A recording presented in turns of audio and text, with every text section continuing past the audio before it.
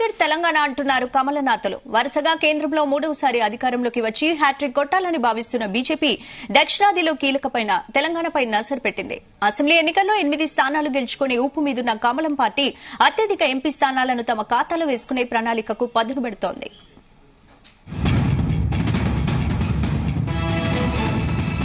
BJP అగ్రనేత అమిత్ షా రంగంలోకి దిగారు. తెలంగాణలో అత్యధిక లోక్సభ స్థానాల్లో గెలుపుపై ఫోకస్ పెట్టారు. ఇందుకోసం పటిష్టమైన కార్యాచరణ ప్రణాళికతో ముందుకెళ్లే వ్యూహాన్ని అమలు చేయనున్నారు. తెలంగాణ రాష్ట్రంలో 10 పార్లమెంటు సీట్లు గెలిపే లక్ష్యంగా బీజేపీ ప్రణాళికలు రూపొందిస్తుంది.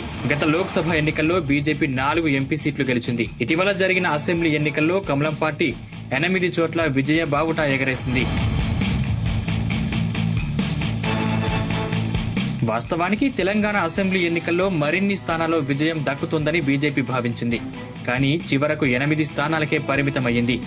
అయితే ఓట్ల శాతం మెరుగుపరుచుకోవడం కమలం పార్టీకి సానుకూల పరిణామం. 8 స్థానాల్లో 30 లక్షలకు పైగా ఓట్లతో 14% ఓటింగ్ సాధించింది బీజేపీ. దీంతో ఓట్ల శాతాన్ని మరింత పెంచుకుని లోక్సభ ఎన్నికల్లో కనీసం 10 స్థానాల్లో గెలవాలని భావిస్తోంది.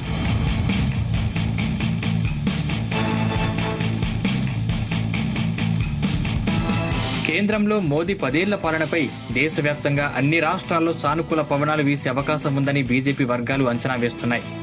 ఇటీవల తెలంగాణతో పాటు 4 రాష్ట్రాల్లో జరిగిన అసెంబ్లీ ఎన్నికల ఫలితాలు బీజేపీకి ఊపునిస్తున్నాయి.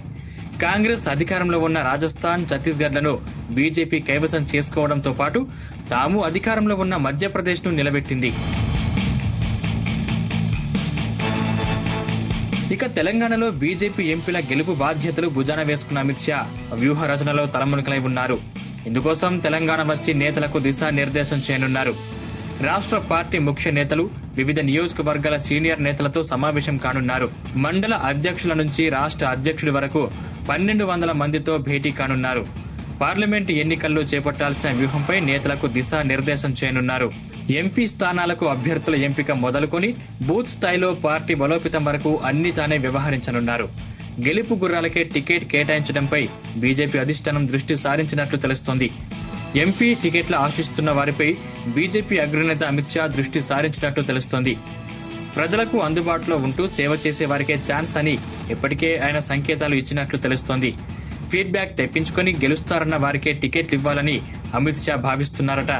దీంతో ఆశావహుల్లో అప్పుడే టెన్షన్ మొదలైనట్లు తెలుస్తోంది. మరోవైపు ఇటీవల అసెంబ్లీ ఎన్నికల సందర్భంగా తలెత్తిన కొన్ని ఇబ్బందికర పరిణామాలు పునరావృతం కాకూడదని బీజేపీ అధిష్టానం భావిస్తోంది. అసంతృప్త నేతలు కొంతమంది కాంగ్రెస్ కు మద్దతుగా ప్రచారం చేశారని, అందువల్లే కొన్ని నియోజకవర్గాల్లో ఘోరంగా ఓడిపోయిందని గుర్తించిన అధిష్టానం ఆ పరిస్థితి మళ్లీ రాకుండా ఎంపీ అభ్యర్థుల ఎంపిక పక్కాగా ఉండేలా ప్రణాళిక రచిస్తోంది. ఎంపీ టికెట్ల కోసం పోటీ పడుతున్న కొంతమంది సీనియర్ నాయకులు పరస్పరం ఫిర్యాదు చేసుకుంటున్నారు. దీన్ని ఏమాత్రం ఆమోదించబోమని సదరు నేతలకు ఖరాఖండిగా అధిష్టానం తేల్చి చెప్పినట్టు తెలుస్తోంది.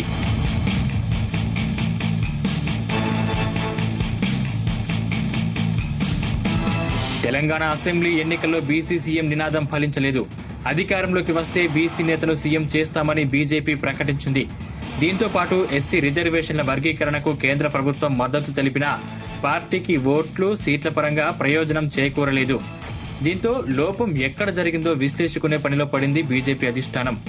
అసెంబ్లీ ఎన్నికల ఫలితాల సమీక్షతో పాటు వచ్చే లోక్సభ ఎన్నికలకు ఎలా సన్నద్దం కావాలి, ఏ అంశాలపై దృష్టి కేంద్రీకరించాలి, ఎలాంటి వ్యూహాలు, కార్యాచరణ ప్రణాళికతో ముందుకెళ్లాలనే దానిపై రాష్ట్ర పార్టీ నేతలకు అమిత్ షా స్పష్టమైన ఆదేశాలు ఇవ్వనున్నట్లు తెలుస్తోంది.